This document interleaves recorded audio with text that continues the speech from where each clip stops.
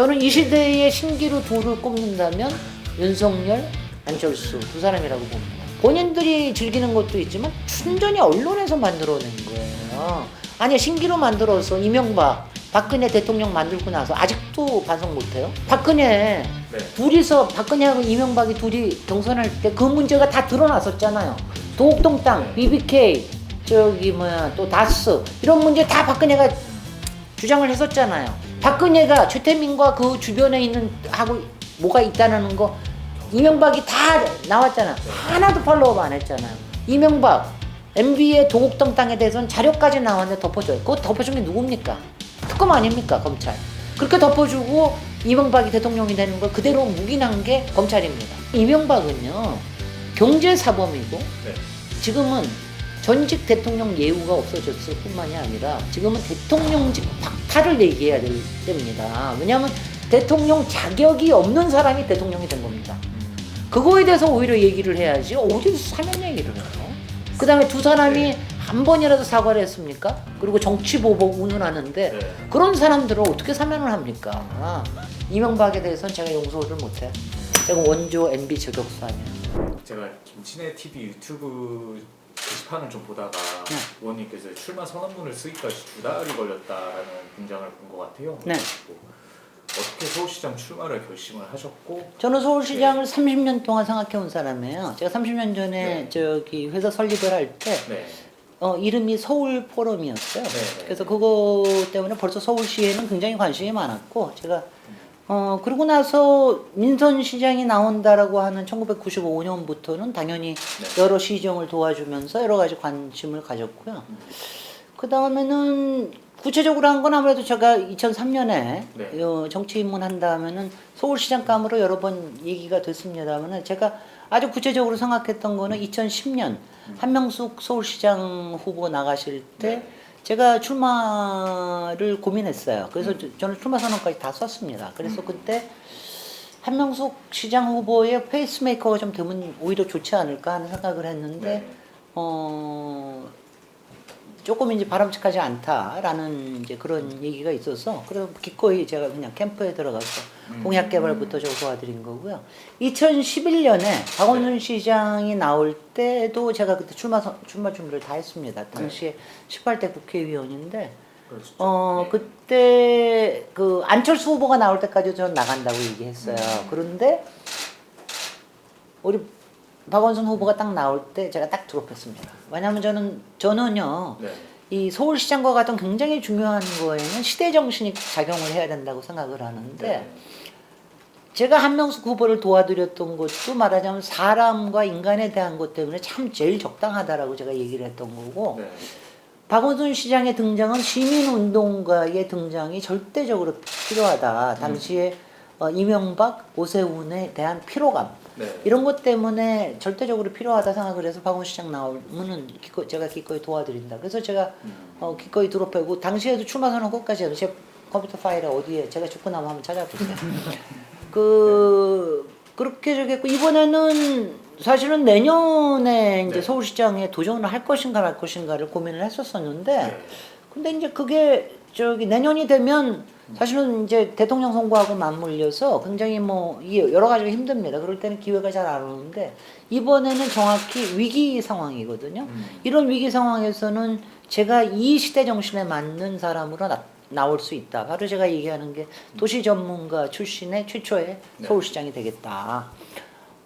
이 얘기는 제가 확실하게 얘기하는 지금 서울이 갖고 있는 문제들이 너무 많고 그거를 잘 풀어나가야 되는데 솔직히 박원순 시장이 잘 못한 부분들이 있어요.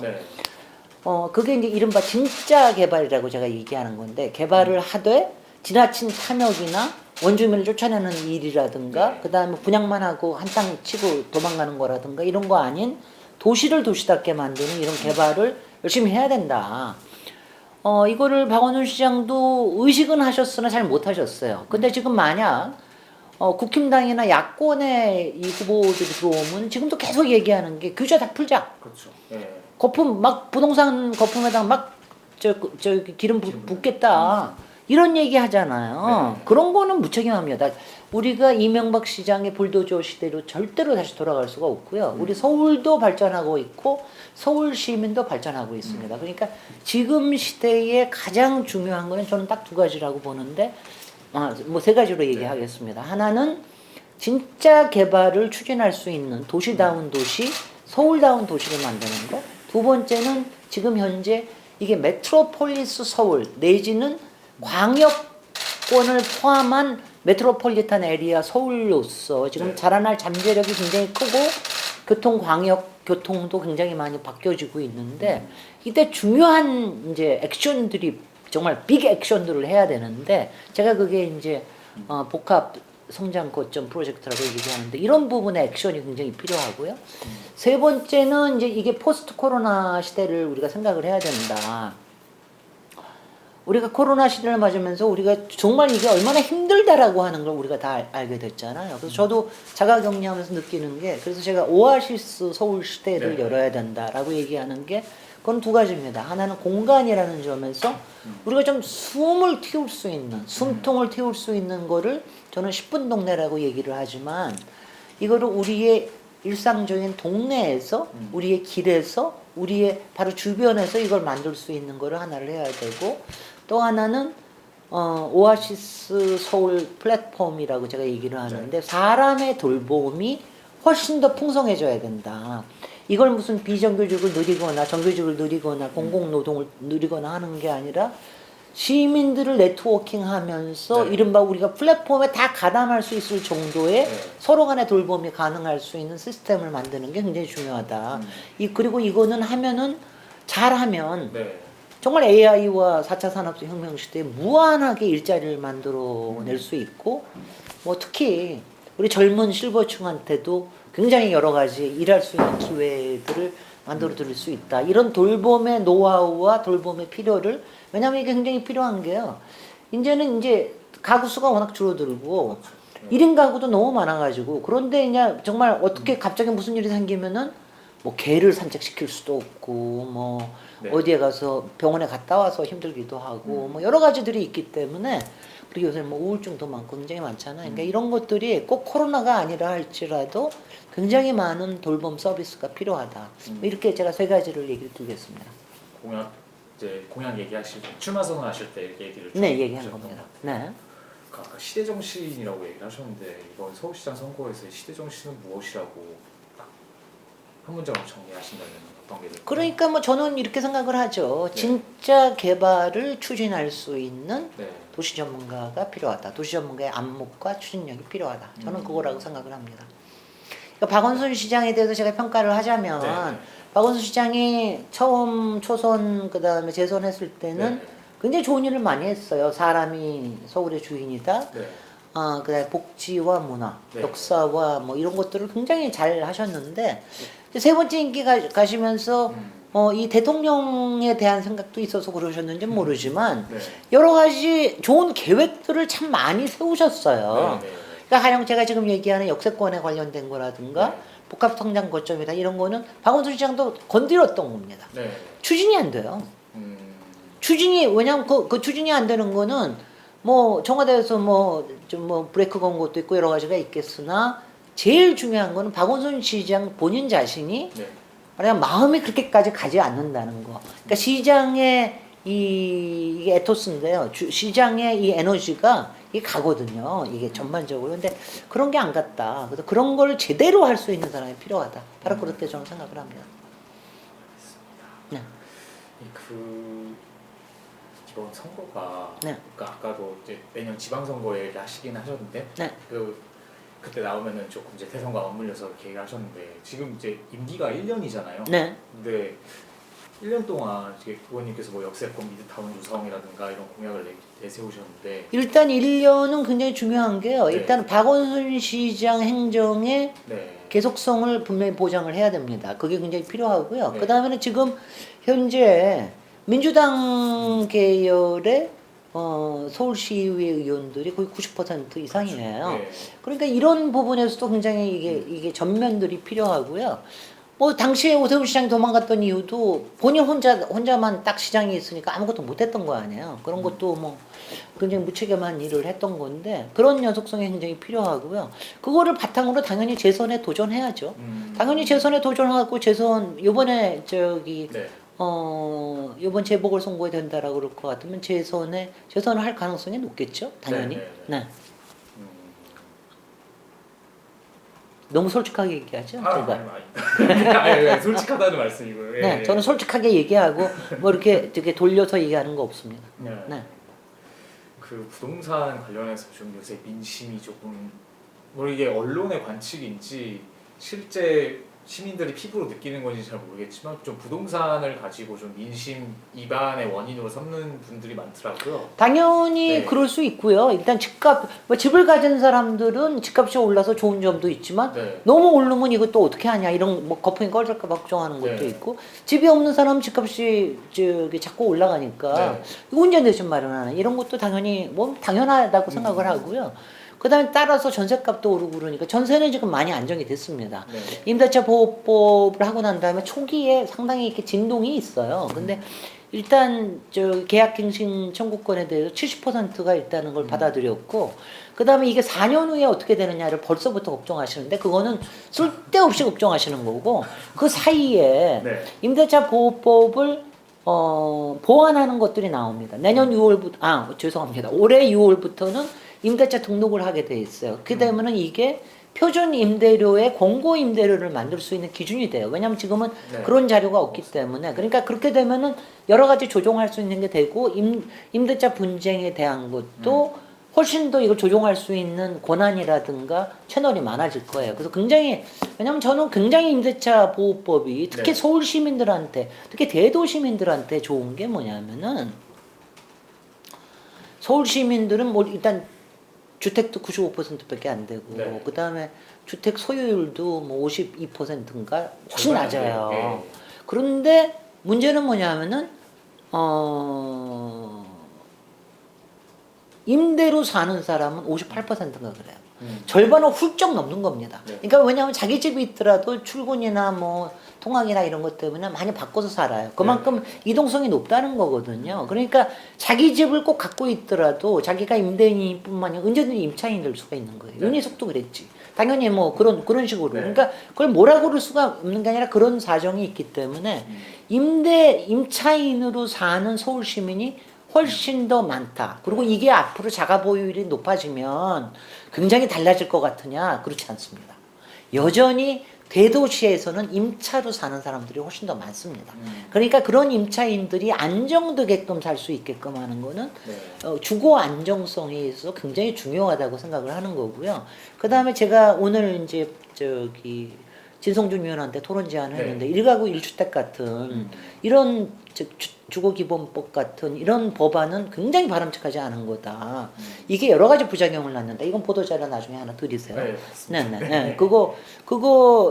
그런 거는 문재인 정부에서 굉장히 잘못하는 거다. 왜냐하면 다주택자를 전반적으로 나쁘다고 얘기하면 안 된다. 투기성 다주택자만 문제로 삼아야지 민간 비아파트, 더군다나 비아파트에서 임대 공급을 하는 게 절반이 넘거든요. 또 그러니까 이런 사람들은 정말 주거 안정성을 제공하는 사람들이기 때문에 이게 뭐냐면 다세대 다가구, 뭐 연립 단독 이런 겁니다.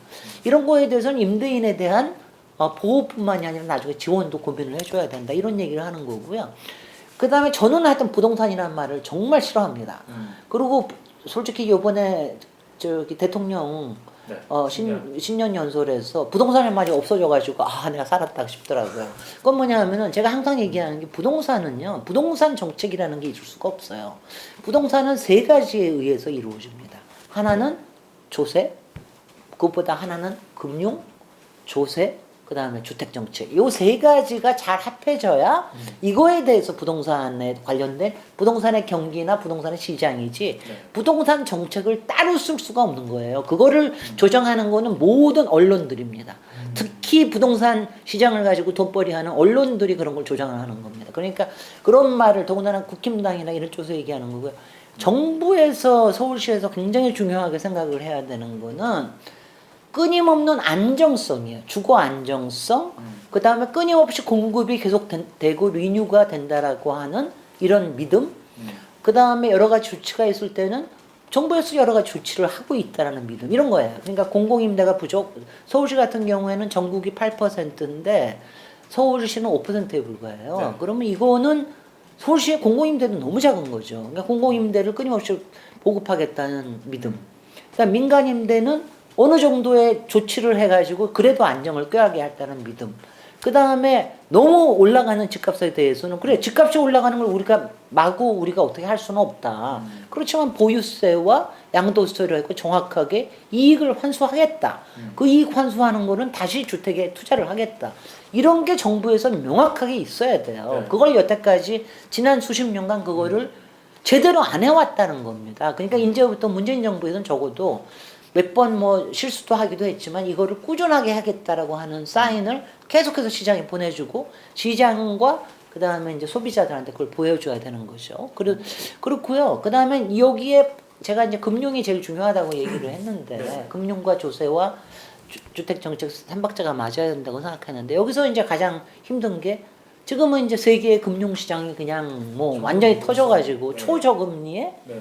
완전히 저기 거대 유동자금들이 네. 막 다니잖아요. 그러니까 네. 이게 막 찾아다녀서 코스피 3천으로 만들고 뭐 요새 뭐 하여튼 먹잇감들을 찾아다니는 게 부동산으로 들어가는 거는 우리나라만의 문제가 아니에요. 세계 도시들 전 세계에서 일어나는 문제입니다. 근데 그런 거를 떠들어대는 건 우리나라 언론들만 떠들어댑니다. 그래서 이제 제가 언론에 왜냐면 언론이라고 하는 거는 바른 방향을 제시해 줘야 돼요. 그러니까 지금 당장 이런 일이 있다고 이거 가지고 막 뭐가 문제가 있어 이런 식으로 얘기하면 안 되고요. 특히 언론에서 부동산 가지고 얘기할 때 강남만 가지고 얘기하거나 마형성이나 이런 것만 가지고 얘기하거나 더군다나 신규 아파트만 가지고 얘기하는 거는 정말 잘못된 관행이에요.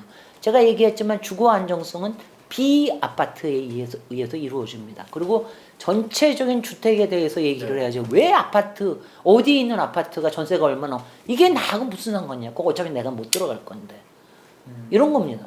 그러니까 지금 뭐 국힘당에서 뭐라고 얘기하는 사람들 전세 이혜훈 위원 26억짜리 전세에 산다는 얘기 아니에요. 네. 금태섭 위원 지금 뭐 무소속으로 나오겠다는 금태섭 위원은 아들 둘이 갖고 있는 재산이 26억 그것도 증여로해서 받았다는 게 26억 아니에요. 아니 이런 거 보면은 속이 터지죠. 아니요 저도 속 터집니다. 그 사람들 재산이 제가 우리 두 부부가 평생을 벌어오고 애들 키우고 이렇게 해서 모아온 것보다 많으니까 속상하죠.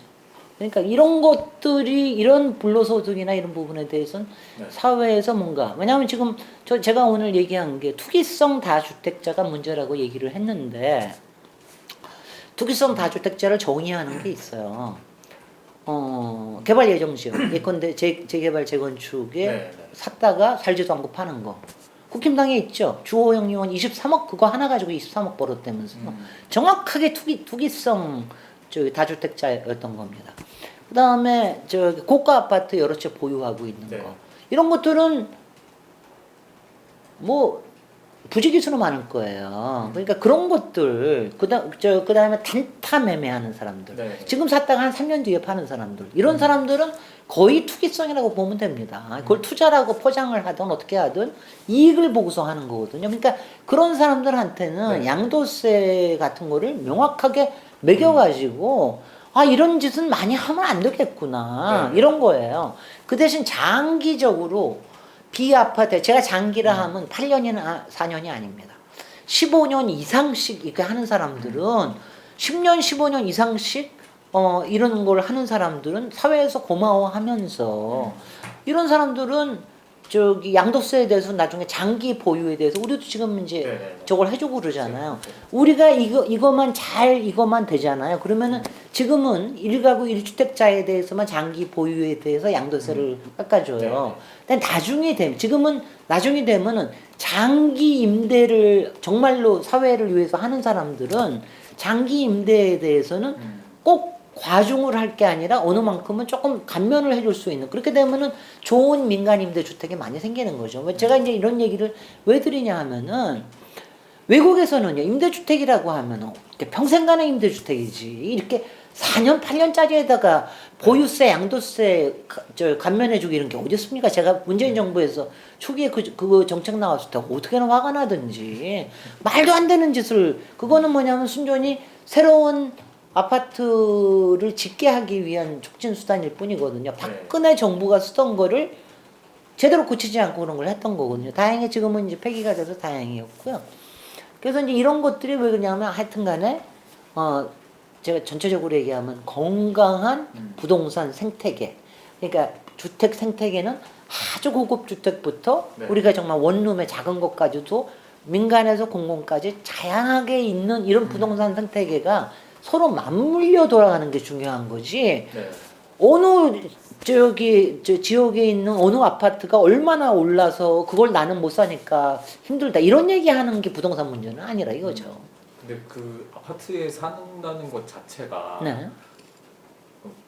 사람들이 받아들일 때 그 아파트에 살고 있으면 뭐 치안 같은 거라든가 아니면 뭐 초등학교를 품은 아파트 단지 뭐 이런 신조까지 생길 정도로 좀 아파트에 살고자 하는 인구가 지금 제가 얘기하면은요.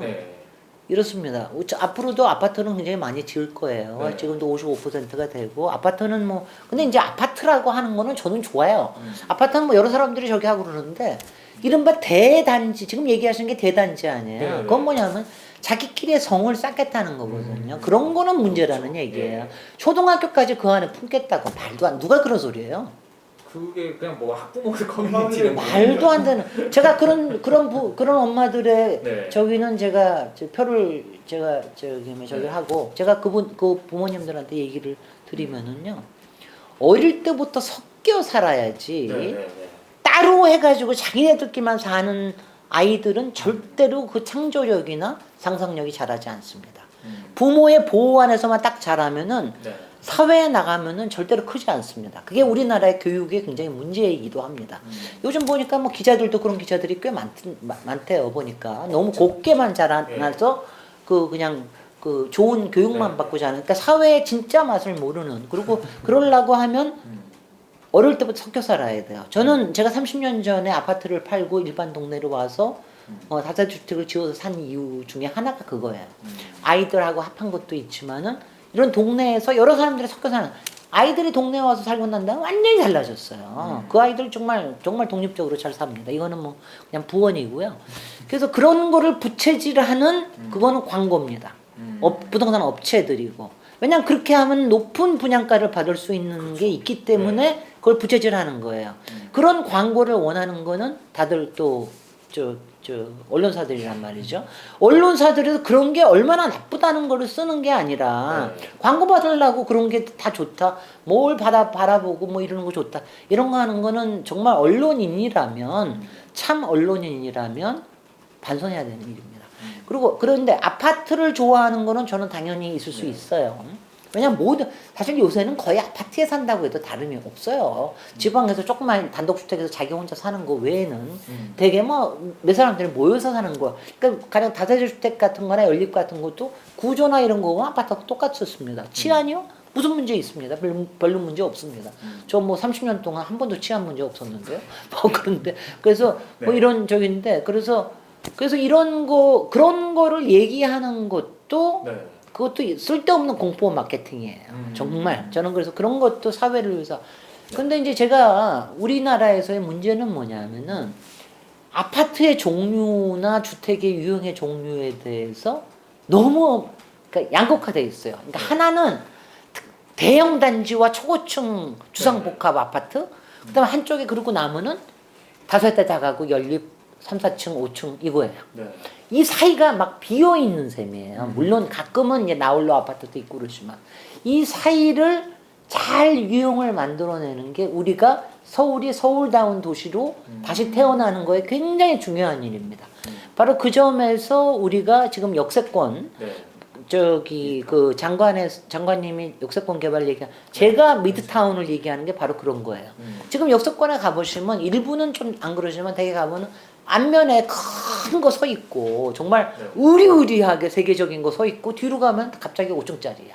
이런 게 너무 많아요. 그러면 안 돼요. 뒤에도 이 디스트릭트를 만들 정도의 어느 정도의 규모들은 이렇게 하면서 거기에서 말하자면 타운을 형성을 해야 이게 진짜 도시가 되거든요.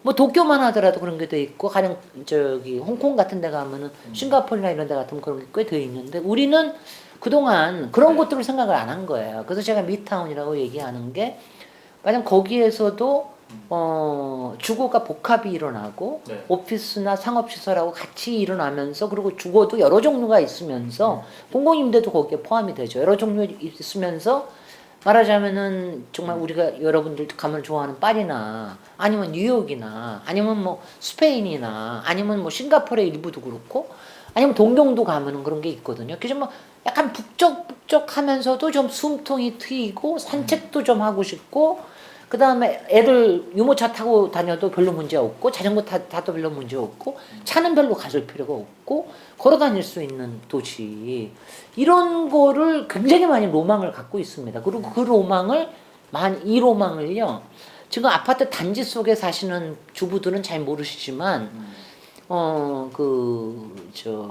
직장인들, 네. 기자님들 또 여성 직장인들 이런 분들은 들으면서 굉장히 좋아하세요. 우리가 그렇게 좀 살고 싶다 이렇게. 그리고 그렇게 할 수 있는 가능성이 서울에는 굉장히 많다. 이미 307개의 역이 있고 앞으로 도시철도 하면 더 많아질 수 있다. 다만 이거를 한꺼번에 뭘 하겠다는 식으로 하면 큰일 난다. 그러다가 부동산만 오르고 뭐 땅값만 오릅니다. 땅값 오르고 이제 안 되니까 굉장히 조심하게 해야 된다. 그래서 장관한테 제가 조심하라. 특별법 같은 거 만들면 안 됩니다. 뭐 이런 거를 많이 얘기합니다. 근데 앞으로 향후에 그런 것들을 만들어내면서도 앞으로 이런 개발을 하면서 전제 조건이 하나가 있어요. 지나친 개발 이익은 다 환수한다. 그러니까 이게 중요한 거예요. 적정 이익은 보장을 해줘야 됩니다. 왜냐하면 가령 외국에서는 그 임대나 이런 거 할 때도요 적정 이익을 막 얘기하는 데가 있어요. 독일 같은데. 근데 이제 뭐 우리도 그렇게까지 가려면 조금 시간이 걸려요. 근데 우리도 개발해서 적정 이익이라는 게 어느 정도냐. 그거에 대해서 나머지의 그 초과 이익이 되는 이런 부분에 대해서는 공공과 나누는. 그러니까 가령 용적률이 올랐다 그러면은 그게 그냥 갑자기 그냥 풀어지는 게 아니잖아요. 그것도 다 정부에서 인프라들을 넣어주고 이렇기 때문에 그게 용적률이 올릴 수가 있는 거기 때문에 가령 강남이나 여러 지역에서 이거 뭐 내 땅 가지고 우리가 하는데 뭐 차이 그렇게 생각하시면 안 됩니다. 많은 인프라들이 거기에 이미 들어가 있기 때문에 그거에서 혜택을 받으시는 거거든요. 그래서 그런 거를 이제 공유를 하는 뭐 이런 것들에 대한 제도도 필요합니다. 지금 일부 법안도 나와 있고요. 뭐 저도 뭐 곧 낼 겁니다. 또 적정 이익이 얼마인지 이거는요. 아니야 그거는 이제 이런 걸 거예요. 아마. 지금 재건축 초과 이익세가 있어요. 그거는 이제 박근혜 정부 때 폐지해서 주호영 의원이 혜택을 받았었는데 이걸 다시 왜냐하면 저는 그런 거 무지 화내거든. 왜 그런 거를 위보를 하냐고요. 그리고 더군다나 3년 유예했던 거 또 3년 유예하고 나 그랬지 아마 그때. 그래가지고 그동안에 투기꾼들 다 돈 벌어먹고 도망가는 거 아니에요. 그러니까는 이제 그런 거를 이제 이게 다시 정확하게 환수가 되니까 거기에도 또 기준이 있어요. 그러니까 시세가 오르는 게 있잖아요. 이것보다 어느 정도는 조금 더 받아야 그리고 그 동안에 뭐 이자 소득도 필요하고 그 다음에 딴 데 가서 한 것도 월요일에 이제 해가지고 그거에 따라서 남은 부분에 대해서 왜냐하면 상당히 이익이 많아질 때가 있으니까 그거에 대해서는 그 중에 몇 퍼센트를 환수를 한다 이런 것처럼. 우리가 이제 보통 개발을 할 때는 앞으로는 이제 저는 공공민간 파트너십이 굉장히 많이 일어나고 민간 활력이 중요하지만 중요한 부분에 이렇게 왜 인센티브도 주고 이런 제도가 많아질 텐데 이럴 때 우리가 일괄적으로 할 수가 없잖아요. 가령 제가 2021년에 개발을 할지 2025년에 할지 2030년에 하는 거에 따라 다르잖아요. 그러면 그때마다 왜냐하면 굉장히 좀 세심하게 해야 되는 거는 가령 서울시에서도 이런 걸 관리를 하면 허가 시점이나 완공 시점이나 이런 걸 따져가지고 아니면 또 거기에 개발 방식 여기에서 공공이 어느 만큼 이익을 내느냐 아니냐 이런 거에 따라서 이거를 조율을 해야지 일괄적으로 나는 뭐 어디에 얼마다 이럴 수는 없습니다. 그러니까 그런 부분에 대해서 여태까지 잘 못했던 거를 이제는 좀 해야 된다. 그리고 많은 시민들도 좀 아시는 것 같아요. 우리가 공공임대도 참 공공주택이 필요하구나 이런 것도 아시고 그래서 지금 이제 사실 공공임대주택에 대해서 인센티브를 얘기를 하니까 재건축 시장은 싫어하십니다. 왜냐하면 재건축은 주로 아파트 단지를 하기 때문에 그쪽은 싫어하시는 거 제가 그리고 별로 안 받아들이는 거 이해가 가요. 왜냐하면 아무리 용적률을 올려주더라도 그렇게 되면 뭐 쾌적하지 않고 뭐 운운하고 이런 것 때문에 거기 공공임대 들어오는 것도 싫고 뭐 운운하시는데 저는 일단은 조금 단견이라고 보고요. 근데 그거는 뭐냐면 만약 안 하시겠다면 어쩔 수 없는 겁니다. 뭐 인허가가 안 되겠지요. 뭐 저게 되겠죠. 근데 제가 요새 하나 정말 신뢰를 하는 거는 훌륭한 설계예요.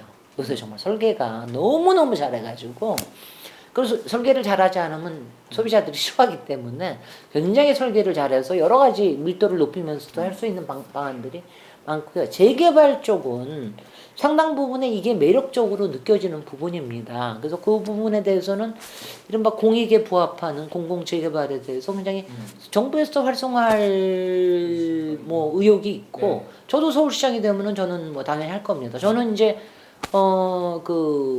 이명박 시장 시절에 뉴타운을 한꺼번에 그렇게 많이 지정을 한 거를 굉장히 비판을 했거든요. 저는 그때 뭐냐면은 이게 시범지구 했던 거, 처음에 4개의 시범지구로 시작을 했어요. 이런 건 좋아요. 거기서 이제 어떻게 하느냐를 봐서 하는데, 그 다음에 갑자기 도척법이라는 걸 만들어가지고, 서울에 약 11%의 인구가 포함되는 지역을 다 지정을 했어요.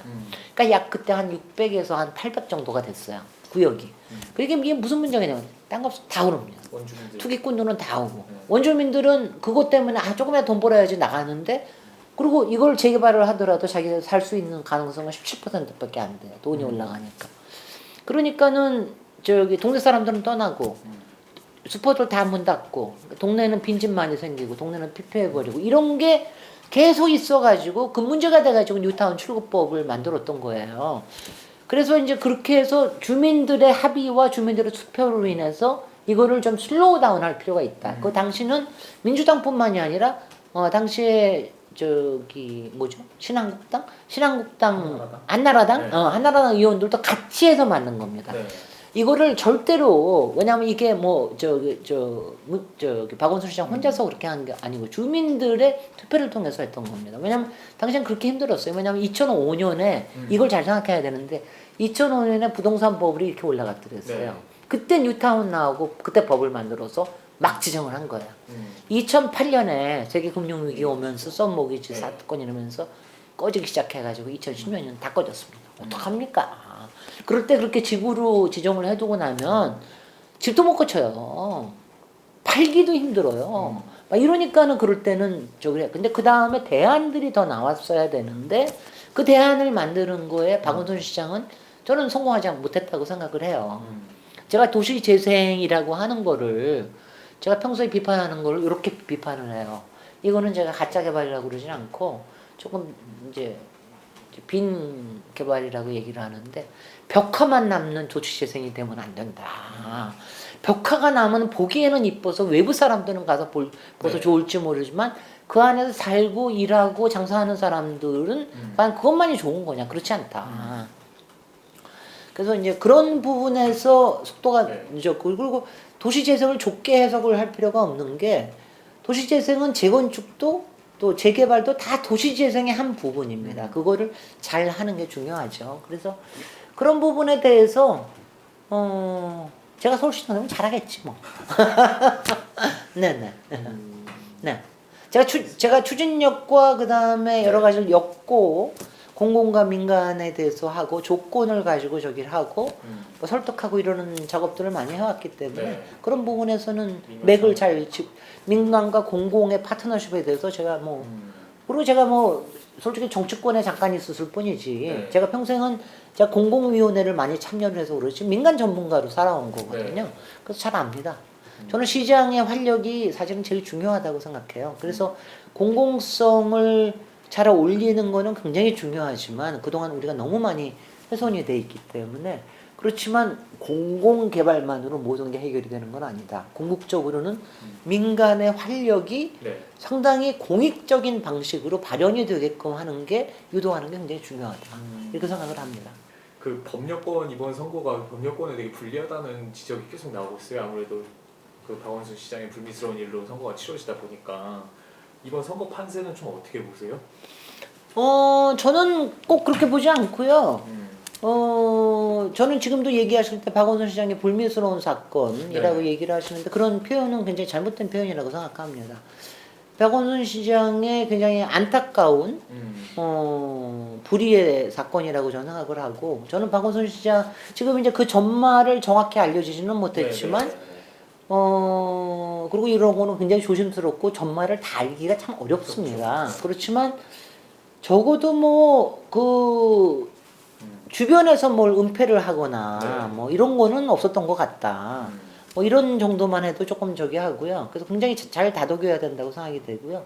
저는 박원순 시장이 그렇게 불의에 가버리시는 것도 두 가지 이유가 아니었을까. 두 가지가 아마 좀 작용을 하지 않았을까. 워낙 그 완벽한 도덕주의자 아니에요. 시민운동가 출신으로, 변호사 출신으로. 그러니까 그런 완벽주의가 본인을 상당히 힘들게 만들었다는 거. 또 하나는 언론이 역시 무서웠을 것이다. 언론에 대한 이게 이제 언론에 대해서 어떻게 이게 저기다 이런 것들에 대한 두려움이나 이런 게 작용하지 않았을까 하는 뭐 이런 생각이 드는데, 그런 거는 굉장히 전 좋지 않다고 생각을 하죠. 왜냐하면 사회 분위기도 그렇게 만들어서는 안 되고요. 앞으로 좀 여러 가지 일들이 생기겠지만 어느 한 사람을 그냥 모든 거를 해가지고 뭐 정말 잡듯이 하는 거, 뭐 제가 이름 거론 안 하겠습니다. 이름 거론하면 또 싸울 것 같으니까 뭐 이런 거 같은 거는 언론도 굉장히 조심해야 되는 거고요. 쓸데없이 클릭수 때문에 자꾸 선정적인 보도 같은 거 하면 안 되고요. 그래서 하는데, 그래서 그 부분에 대해서는 이제 저는 민주당이 자꾸 책임져고 내지 말라고 그러는데, 저는 이런 부분에서는 개인의 선택이지 당이 어떻게 할 수 있는 부분이 아니라고 생각해요. 왜냐하면 솔직히 부정부패라든가 뇌물이라든가 이런 거는 당에서도 계속해서 체크를 해야 됩니다. 근데 사실 개인적으로 일어나는 일을 어떻게 당이 알 수가 있어요. 그런 거는 그런 거를 책임까지 지는 건 어렵다는 저는 생각이 돼서, 뭐 민주당이 후보를 안 내리라고 생각도 안 했지만 뭐 저는 저기 하고요. 그 다음에 저는 이거를 아셔야 되는 게, 국민의힘에 대한 거 이거는 여전합니다. 요새 지지율이 아무리 문재인 대통령이 떨어졌더라도 여전히 당신들은 잘 못 믿겠다. 이거는 분명히 바탕에 있습니다. 불신이 있습니다.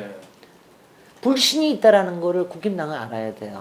그리고 국힘당은 틈만 나면 탐욕, 틈만 나면은 뭐를 위한 디딤돌. 이것도 뭐 안철수가 대선 디딤돌 때문에 나오는 건 다 보이고, 다른 사람들은 딴 거 할 게 없어서 나온다는 거 다 보이고, 이러는 거를 딱 보이면은 그쪽의 지지자들은 찍겠죠. 그렇지만 일반 시민들은 그 의심을 거두지 않습니다. 저는 적어도 민주당, 우리가 범민주 진보 계열에 대해서는 그래도 진정성에 대한 건 있다고 생각을 해요. 그런 거에 대한 신뢰는 얼마큼 있는데, 여기서 중요한 게 다시 시대 정신입니다. 제가 진짜 개발을 얘기하는 민주 진보 진영의 거의 유일한 후보일 거예요. 왜냐하면은 딴 사람들 나와가지고 뭐 몇만 원 짓겠다, 뭐 짓겠다 이런 거 다 모르면서 하는, 입으로만 하는 공약이에요. 저는 이걸 어떻게 해야 이걸 만들 수 있는지를 아는, 진짜 개발을 아는 사람이거든. 근데 여태까지 민주 진보 진영에서 어떤 개발을 하겠다라고, 진짜 개발을 이렇게 하겠다라고 여태까지 나오는 후보가 별로 있었나요? 잘 없었습니다. 그리고 그거를 자신 있게, 그리고 그거를 신뢰감 있게 추진력 있겠다고 하는 그런 후보가, 왜냐하면 제가 이번에 출마 선언하고 난 다음에 민주당 쪽의 시의원한테 얘기를 많이 들었어요. 어머, 우리도 진짜 이제 개발을 얘기하는 진짜 우리 진영 후보가 나타났네. 이게 굉장한 겁니다. 근데 이게 정말 욕심 때문에 뭐 개발하겠다 그러고 당신 부자 되게 해줄게 이게 아니라, 정말 우리의 삶에 관련돼 가지고 이걸 하겠다라는 게 통하면 저는 충분히 가능성이 있다고 생각해요. 그래서 제가 최종 후보가 된다고 생각하는 거고요. 네, 그렇습니다. 또 이제 다음 이제 단일화 논의를, 원래 제가 사전에 질문지를 보내드렸습니다. 네, 오늘 아침에 우상호 의원. 근데 이거는 이제 후보 간의 일종의 뭐 합의지, 당으로서도 있고요, 우리 지지자들도 있고요, 그다음에 후보도 아직 다 나온 게 아니잖아요. 오늘 우리는 열린민주당은 이제 후보가 하나 더 나왔습니다. 정봉주 전 의원이 아까 경선을 저랑 하기로 했으니까. 그 다음에 이제 저쪽에서는 솔직히 누가 나올지 모르겠어요. 박영선이 더 나올지, 누가 나올지를 잘 모르겠는데, 저는 참 깝깝하고 너무 용기가 없다, 패기가 너무 없다라고 저는 하지만, 하여튼 간에 그렇게 돼서 각기 당에, 이거는 뭐 명확하게 우리가 당대당 통합을 얘기해 본 적이 한 번도 없기 때문에 네. 그런 거는 저희는 뭐 선거 전에는 뭐 있을 수가 없는 일이라고 생각을 하고요. 단일화에 대해서는 필요하지 않냐. 왜냐하면 이거는 확실하지 않습니까? 저희는 박원순 시장 때 네. 단일화를 성공적으로 했던 네. 추억이 확실히 있잖아요. 그 경험이 있기 때문에 당시에는 민주당 박영선 후보뿐만이 아니라 시민 후보 박원순뿐만이 아니라 민주노동당에서도 같이 나와서 3자로 단일화를 했거든요. 그러니까 우리는 그런 성공의 모델이 이미 우리한테 있고 하기 때문에 이거는 서로 마음을 비우면서 서로 그렇다고 자기가 뭐 자기 공약도 막 얘기하고 뭐 이런 게 있겠죠. 그러면서 이게 뭐 서울시라고 하는 건 굉장히 큰 데이기 때문에 굉장히 많은 인재들이 같이 일을 해야 되니까 이런 거에 대한 거를 생각을 하면서 단일화를 할 가능성은 저는 범민주 진보 진영이 더 많다고 생각합니다. 왜냐하면 저쪽은요, 솔직히 범야권은 자기가 너무 앞서 있어.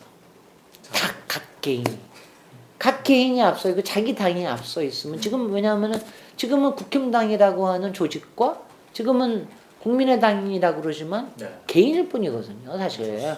이럴 때는 잘 안 됩니다. 지금 뭐 그거는 게임은 그쪽이 더 재밌을 테니까 뭐 재밌을 것 없어요. 금방 저는 안철수 지지율은 그냥 신기루라고 보기 때문에 저도 이 점에서는 김종인 위원장하고 비슷한 생각입니다. 뭐 토론까지 가면은 뭐 확 흩어질 거고요. 토론까지 안 가더라도 아마 금방 지금 이제 국힘당도 왜냐하면 이거를 알 거예요. 왜냐면 자기네들 후보 가지고도 조금 될 만하다고 생각을 하면은 국힘당이 그렇게 뭐 넉넉하게 단일화를 뭐 하거나 통합을 할 이유가 없겠죠. 그리고 통합을 하면은 또 안철수라고 하는 이 항상 자기 중심의 단일화 내지는 자기가 후보가 돼야 된다라는 이런 사람을 저쪽에 민주당에 있던 사람을 여기 데려와 가지고 어떤 일이 벌어지겠느냐도 굉장히 자신이 없을걸요. 네. 네. 그 얼마 전에 그 이낙연 민주당 대표가 사면 이야기를 했는데 그 전에 그거는 뭐 저는 여러 인터뷰를 했으니까 그쪽에 가름하세요. 저기 뭐 왜냐하면 저 똑같은 이야기 또 하기 싫어서. 네. 왜냐하면은 왜냐하면 대통령의 사면에 대해서는 누구도 특히 정당으로서는 얘기를 안 해야 된다라고 하는 게 저희 생각입니다. 그리고 우리는 우리는 각 개인의 정치인들은 얘기할 수 있어요. 정당에 특히 그래도 우리 열린민주당에서도 각 개인은 얘기했지만 정당으로서는 당론을 안 냈잖아. 그러니까 저는 그게 중요하다고 생각해요. 대통령의 특히 사면권 중에 특별 사면권은 대통령이 정말 왜냐하면 여러 얘기를 듣고 혼자서 고민하셔서 저기를 하셔야 될 일이지 누가 갖다붙어 할 일이 아니에요. 알겠습니다. 그 얼마 전까지 법사위에 계셨잖아요. 네. 그래서 이제 지난번 국정감사 때도 윤석열 검찰총장을 좀 보셨을 텐데 아무래도 지금 뭐 여론조사 보면은 윤석열 총장이 뭐 차기 대권 주자 이렇게 꼽히고 있잖아요. 저는 이 시대의 신기루 둘을 꼽는다면 윤석열, 안철수 두 사람이라고 봅니다. 그 두 신기루를 그리고 그거는 본인들이 즐기는 것도 있지만 순전히 언론에서 만들어낸 거예요. 그래서 언론은 신기루를 걷어주는 역할을 해야 되는데 아니 신기루 만들어서 이명박, 박근혜 대통령 만들고 나서 아직도 반성 못해요? 아니 저기 박근혜 둘이서 박근혜하고 이명박이 둘이 경선할 때 그 문제가 다 드러났었잖아요. 그렇죠. 도곡동 땅, BBK 또 다스 이런 문제 다 박근혜가 주장을 했었잖아요. 그거 하나도 팔로우업 안 했잖아요. 박근혜가 최태민과 그 주변에 있는 하고 뭐가 있다는 거 이명박이 다 나왔잖아. 하나도 팔로우업 안 했잖아요. 그리고 다 덮어줬잖아요. 이명박 MB의 도곡동 땅에 대해서는 자료까지 나왔는데 덮어줘요. 그거 덮어준 게 누굽니까? 특검 아닙니까? 검찰. 그렇게 덮어주고 이명박이 대통령이 되는 걸 그대로 묵인한 게 검찰입니다. 그래놓고 지금 무슨 얘기를 왜냐하면 이명박은요 경제사범이고 그 다음에 지금은 전직 대통령 예우가 없어졌을 뿐만이 아니라 지금은 대통령직 박탈을 얘기해야 될 때입니다. 왜냐하면 대통령 자격이 없는 사람이 대통령이 된 겁니다. 그거에 대해서 오히려 얘기를 해야지 어디서 사면 얘기를 해요. 그 다음에 두 사람이 한 번이라도 사과를 했습니까? 그리고 정치보복 운운하는데 그런 사람들을 어떻게 사면을 합니까? 저는 개인적으로 그렇습니다. 그렇지만 대통령이 결정하시면은 네. 대통령의 원모 심려를 제가 그거를 받아들이긴 하겠습니다만 이명박에 대해서는 제가 용서를 못해. 제가 원조 MB 저격수 아니에요. 그렇죠. 저는 그런 사기 캐릭터를 정말 싫어해요. 네. 그 최근에 이제 여론조사 몇몇 여론조사에서 이제 의원님 이제 그다음에 윤석열 신기루도 잠깐 거기서 얘기하려고. 이게 윤석열 신기루는 대선 출마하는 순간 꺼질 거예요. 온갖 언론들이 나서가지고 뒤를 캐줄 거고요. 윤석열은 왜냐하면 이런 거 저는 왜냐하면은 윤석열도 순전히 언론이 만든 신기루고요. 이렇게 윤석열은 기본적으로 공직자가 아니에요. 네. 저는 공직자 마인드가 없다라는 걸 제가 국감에서 정확하게 봤고요. 그다음에 검찰로서는 상당히 돌연변이적인 검사예요. 그게 뭐냐면 보통 검사는 점잖고 네. 바르게 행동하고 어떻게 하든지 간에 그러는데 이 사람은 말하자면 내가 깡패냐 이런 말을 하는 이런 사람의 네. 말하자면 굉장히 돌연변이적인 사람인데 그래서 사람들은 일반 저기들은 좋아할지 모르지만 근본적으로 됨됨이가 안 된 사람입니다. 그러니까 그런 부분에 대해서 그걸 갖다가 열광을 하고 운운한다라고 하는 거 웃기죠. 저는 한마디로 그냥 웃깁니다. 네. 그리고 만약 윤석열이 대통령이 된다면 우리 사회에서 언론이 얼마나 썩었다고 하는 게 다시 한번 드러나는 때가 될 겁니다. 거기다가 검찰은 얼마나 많은 것을 덮고 있느냐. 네. 이런 게 하는 게 다시 한번 드러내는 거라서 그럴 때는 촛불 시민들이 가만히 안 있을 것 같아요. 네. 알겠습니다. 네. 얼마 전에 이제 아시아경제였나 여론조사에서 네. 의원님 포함돼가지고 여론조사를 딱 돌렸는데 우상호 의원이랑 의원님이 좀 상대적으로 약하게 나왔었어요. 아니 제가 굉장히 높게 나온 거죠. 왜냐하면 제가 6.1%인데 네, 그렇죠. 우상호 의원이 8%면 네. 이상한 거지. 내가 그래서 아니 우상호 의원은 뭐 하는 거야. 그리고 네. 박영선 의원이 18% 정도 나왔어요. 그렇죠. 그리고 네. 모른다가 50%입니다. 네. 그러니까 저는 첫 번째 그 여론조사로 나온 거에는 저는 첫 번째 여론조사가 2%대에서 1월 2일인가 시작을 했는데 네. 야 노무현 대통령처럼 2%대다 그러고 제가 막 박수치고 좋아했는데 그러고 나서 며칠 있다가 6% 그러니까 우리 범여권 후보들만 하니까 이게 6% 나오면 굉장히 잘 나온 겁니다. 굉장히 빠른 시일 내에 이게 올라갔다고 저는 봐야 되고요. 박영선 후보가 상대적으로 18%밖에 안 나왔다라는 거는 놀랍도록 안 나온 겁니다. 물론 어제 아내의 맛에 나왔기 때문에 다시 올라갈지는 모르지만 아내의 맛으로 서울시장을 하는 거는 아니니까는요. 네. 그러니까 그리고 우상호 의원이나 박주민 의원은 김진애를 보고 반성을 좀 해야지. 어떻게 2~3%밖에 차이가 안 나냐. 내가 그래서 뭐 하셨어요 도대체. 근데 우리 열린민주당이 항상 한 5%에서 9% 사이에서 왔다 갔다 하거든요. 그러니까 근데 이번에는 조사할 때는 제가 정당 지지율보다는 높게 나왔더라고요. 그러니까는 이거는 어떻게 될지 모르고 앞으로 또 정봉주 의원이 나오면 저희들 또 지지 쪼개지고 그럴 테니까 이건 두고 봐야죠. 그러니까 그런 거 가지고 뭐라고 얘기할 건 하나도 없습니다. 근데 초기 스타트로는 엄청나게 좋은 스타트고 지금 주변에서 저한테는 제가 아직 이제 이 코로나 때문에 유권자들 바로 못 만나서 그렇지 이른바 전문가가 나왔다 전문가 그룹에서 굉장히 서포트가 있고요. 그 다음에는 그 과학기술계에서 제가 이공계 아닙니까? 그렇죠. 공대 나왔지 않습니까? 이쪽에서 굉장히 서포트가 있고요. 또 문화예술계 쪽에서 굉장히 서포트가 있고요. 그 다음에 이제 일하는 여성들의 제가 일종의 아이콘 중에 하나 아니에요. 제가 원조 걸크러쉬 아닙니까? 그래서 이제 그쪽에서도 상당히 서포트가 있어서 이거를 이제 가동시키고 이거를 제가 이제 평소에도 책이라든가 방송이라든가 이런 걸 통해서 중도층에 팬층이 꽤 있어요. 근데 중도층은 되게 정치적으로 이렇게 막 나타나지는 않아서 이분들을 정치적인 지지층으로 만들어내기 위해서 제가 역할을 많이 해야죠. 김진애 유튜브가 10만을 돌파했습니다. 이렇게 짧은 시간 동안 10만을 돌파한 국회의원의 유튜브는 없습니다. 7개월 만에 10만을 돌파를 했으니까는요. 저도 몰랐죠. 네.